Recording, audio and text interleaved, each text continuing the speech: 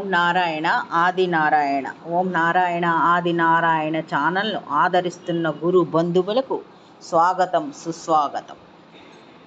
నారాయణ ఆది నారాయణ. ఓం శ్రీ భగవాన్ వెంకయ్య స్వామిని నమః. ఆశ్రిత జనరక్షకుడు, దీనజన బాంధవుడు శ్రీ భగవాన్ వెంకయ్య స్వామి వారి పాద పద్మములకు నా ప్రణామములు. సమస్త సగుణ రూప నిర్గుణ రూప గురుదేవుల పాద పద్మములకు నా నమస్సుమాంజలి. అవధూత శ్రీ భగవాన్ వెంకయ్య స్వామి వారి అనుగ్రహంతో, సమస్త గురుదేవుల ఆశీస్సులతో శ్రీ మొగలిచర్ల దత్తాత్రేయ స్వామి వారి లీలా వైభవం 1. ఓం శ్రీ గణేశాయ నమః. ఓం శ్రీ సరస్వతి నమః. ఓం శ్రీ గురుభ్యో నమః. ఓం నారాయణ ఆది నారాయణ.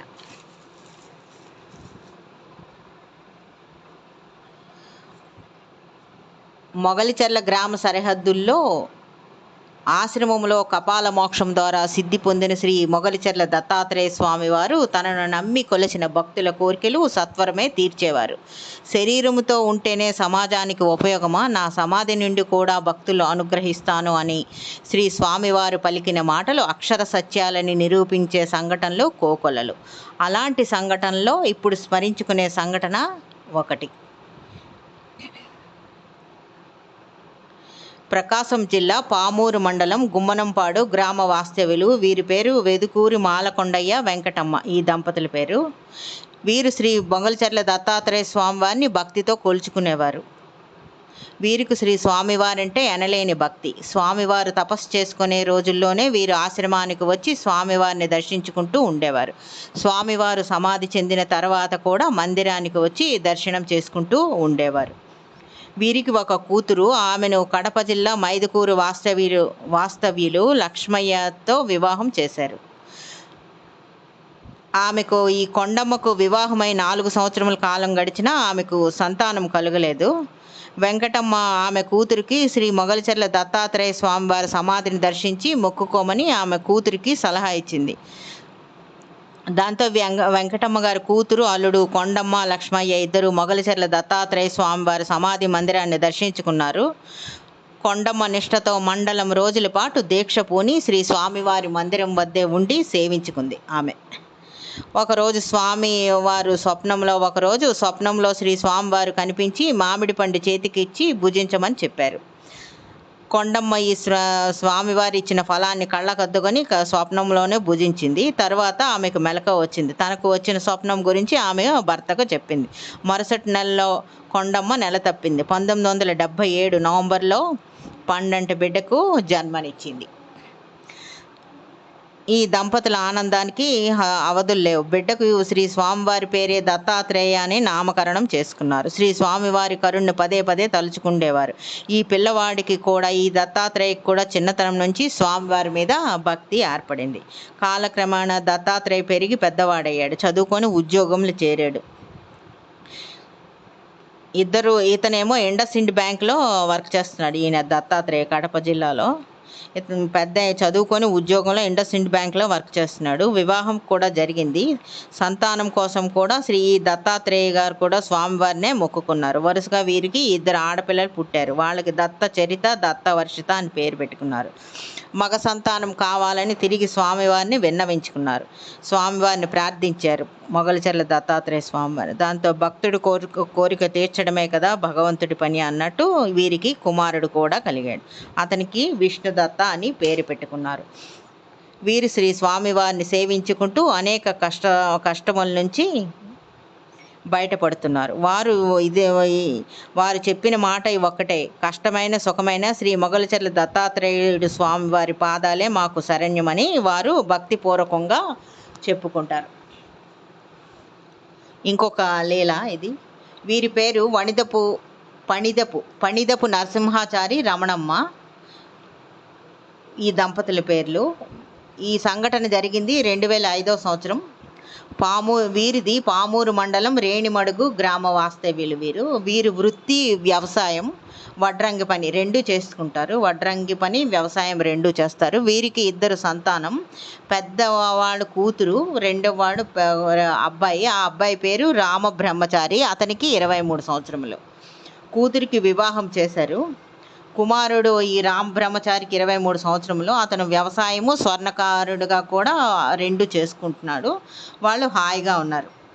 ఇంతలో ఏమైందో తెలియదు కానీ ఇతనికి రామ్ బ్రహ్మచారికి మతి స్థిమితం లేకుండా పిచ్చి పిచ్చిగా ప్రవర్తించసాగాడు. పిల్లవాడి దుస్థితి చూసి తల్లిదండ్రులు కుమిలిపోయారు. రకరకాల పరీక్షలు, ట్రీట్మెంట్లు అన్నీ అయ్యాయి. మొక్కని దైవం లేదు కానీ ఫలితం లేదు. అంతుపట్టని వ్యాధి పెరుగుతుందే కానీ తగ్గటం లేదు. ఆహారం కూడా తీసుకోవట్లేదు. అప్పుడప్పుడు ఇతరుల మీద పడి కొట్టడం లాంటి చర్యలకు కూడా పాల్పడుతున్నాడు. ఈ విధంగా ఈ రామబ్రహ్మానికి ఆరోగ్యం క్రమంగా క్షీణించసాగింది.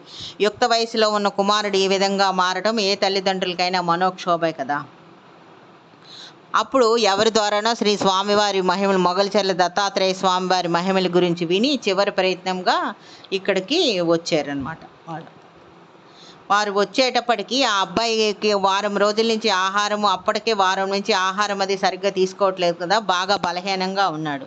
శ్రీ స్వామివారి మందిరంకి తీసుకొచ్చి సమాధి వద్ద వీరు మొక్కుకున్నారు. ఈ కుర్రవాడిని చేతుల మీదే ఎత్తుకొని ప్రదక్షిణలు చేశారనమాట.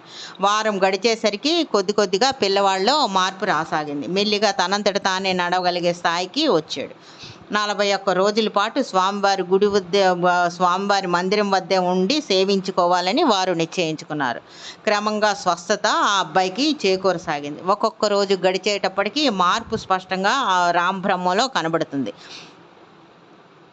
రామ్ బ్రహ్మ ఏ నిమిషంలో ఎలా ప్రవర్తిస్తాడో అని భయపడిన ఇతర భక్తులకు కూడా ఆశ్చర్యపోయే విధంగా ఇతని ప్రవర్తనలో మార్పు వచ్చింది.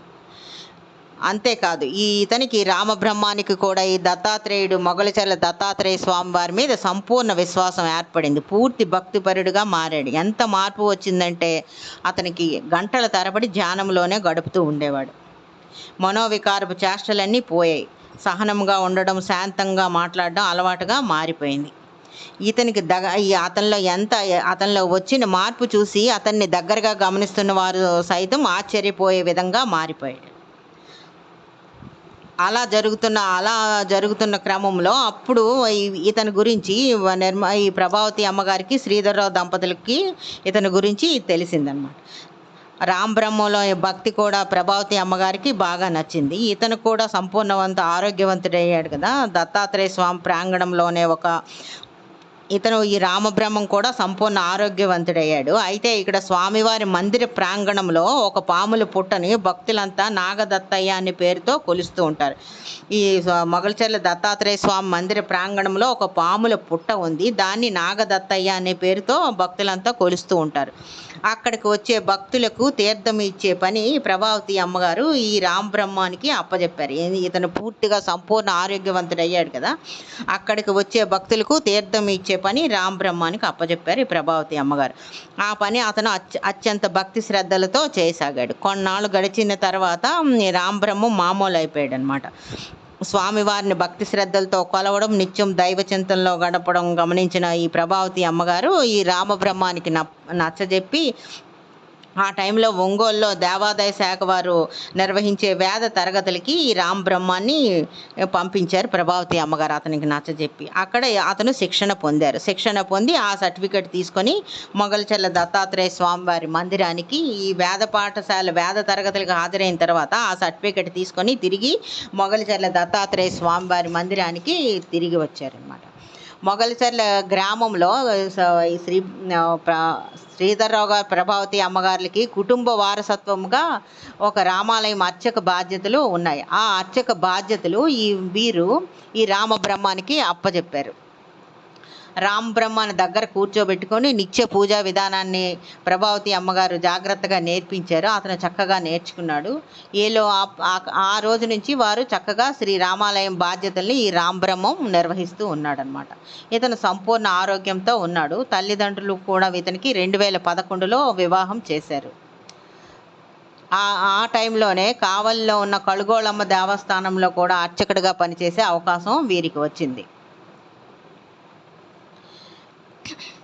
ఆ తర్వాత ప్రతి శని ఆదివారాలు దత్తాత్రేయ స్వామి మందిరం భక్తుల తాకిడి ఎక్కువగా ఉంటుంది కదా, అక్కడ ఉన్న అర్చక సిబ్బంది ఈ పక్కనున్న ఉప ఆలయాల్లో నిర్వహించడం కొంచెం వాళ్ళకి కష్టంగా ఉంది. ఎందుకంటే అర్చక సిబ్బంది అప్పుడు జనాలు మా భక్తుల తాకిడి ఎక్కువగా ఉంటుంది, ఉన్న అర్చక సిబ్బంది తక్కువ. దాంతో శని ఆదివారాలు ఈ ఉప ఆలయాలు నిర్వహించడానికి రామబ్రహ్మంకి అప్పచెప్పారు శ్రీధర్రావు గారు, ప్రభావతి అమ్మగారు.